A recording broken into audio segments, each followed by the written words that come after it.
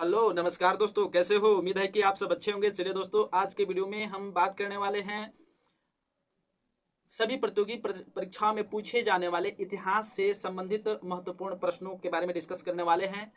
Video अति महत्वपूर्ण होने वाली है, वीडियो के अंत तक बने रहिएगा। आपसे रिक्वेस्ट है कि यदि आप मेरे चैनल पर नए हैं तो प्लीज़ मेरे चैनल लुसेंट जीएस जी के ऑनलाइन क्लासेस को सब्सक्राइब कर बेल आइकन को प्रेस करें। चलिए प्रश्न की ओर बढ़ते हैं।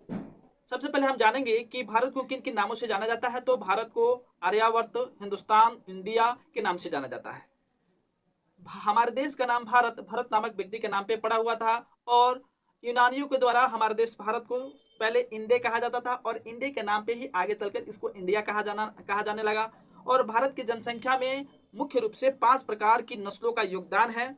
और अध्ययन की सुविधा के लिए भारतीय इतिहास को 3 भागों में बांटा गया है। और भारतीय इतिहास को 3 भागों में बांटने का श्रेय जर्मन इतिहासकार क्रिस्टोफस सिलियरस को जाता है। इन्होंने ही भारतीय इतिहास को 3 भागों में बांटा है।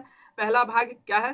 पहला भाग है प्राचीन भारत, उसके बाद मध्यकालीन भारत और उसके बाद में आधुनिक भारत। तो सबसे पहले हम आज पढ़ेंगे प्राचीन भारत के बारे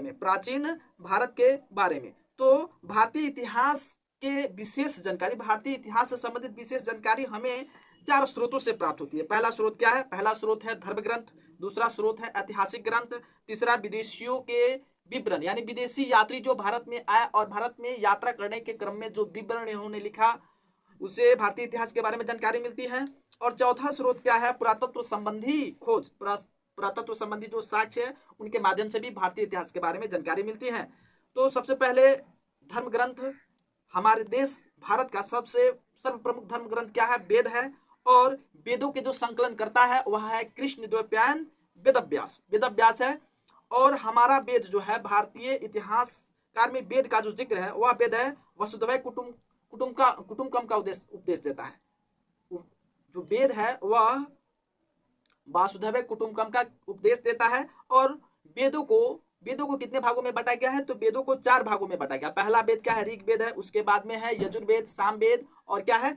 अथर्ववेद है। और इन चारों वेदों का जो संग्रह है उसको क्या बोला जाता है? उसको संहिता बोला जाता है। सबसे पहले हम लोग ऋग्वेद के बारे में जानेंगे। तो ऋचाओं के क्रमबद्ध ज्ञान के संग्रह को क्या कहा गया है? ऋग्वेद कहा गया है। ऋग्वेद में कुल मंडलों की संख्या कितनी है? तो ऋग्वेद में कुल मंडलों की संख्या 10 है। उसके बाद में सूक्तों की संख्या पूछ दे कि ऋग्वेद में कुल सूक्तों की संख्या कितना है, तो ऋग्वेद में कुल सूक्तों की संख्या 228 है।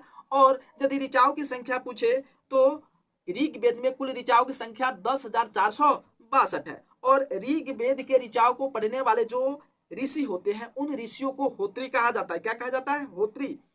और विश्वामित्र द्वारा रचित ऋग्वेद के 3रे मंडल में सूर्य देवता सावित्री को समर्पित प्रसिद्ध गायत्री मंत्र संकलित है। और 10वें मंडल, ऋग्वेद का जो 10वां मंडल है वह किससे संबंधित है? तो सोम देवता से संबंधित है। उसके बाद में ऋग्वेद का जो 8वां मंडल है उसमें हस्तलिखित कुछ ऋचाएं हैं जिसको क्या कहा जाता है? खील कहा जाता है। तो ऋग्वेद के जो 8वें मंडल में हस्तलिखित ऋचा है उसको खील कहा जाता है।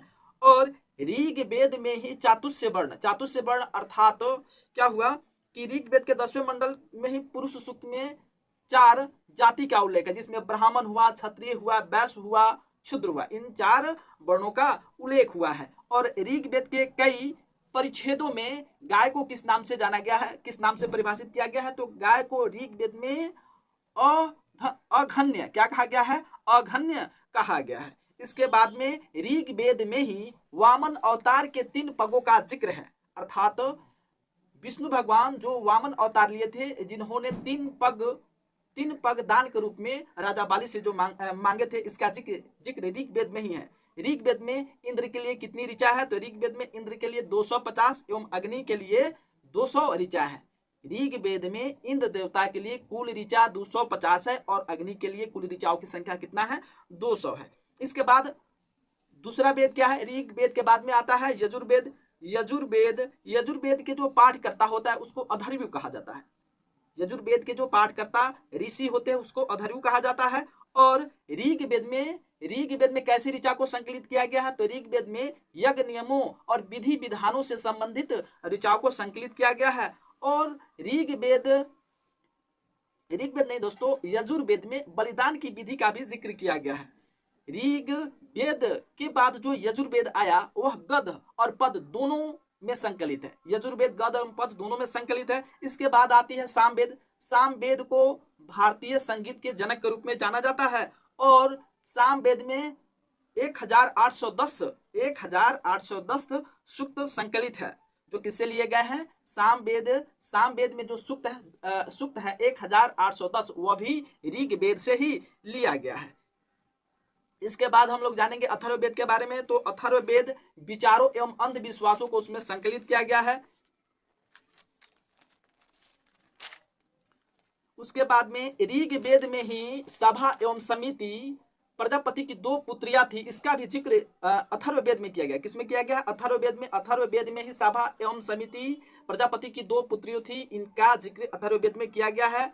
सबसे प्राचीन वेद क्या है? ऋग्वेद है। और सबसे बाद का वेद यानी सबसे अंत में कौन सा वेद आया? तो सबसे अंत में आया अथर्ववेद। चलिए दोस्तों, आज की वीडियो में इतना ही। आप सबको मिलता है। यदि आपको मेरा वीडियो पसंद आया तो प्लीज मेरे चैनल लुसेंट जिस जी के ऑनलाइन क्लासेस को सब्सक्राइब कर बेल आइकन को प्रेस करें। मिलते हैं आपसे अगले वीडियो में। Thank you watching for my video. Thank you so very much.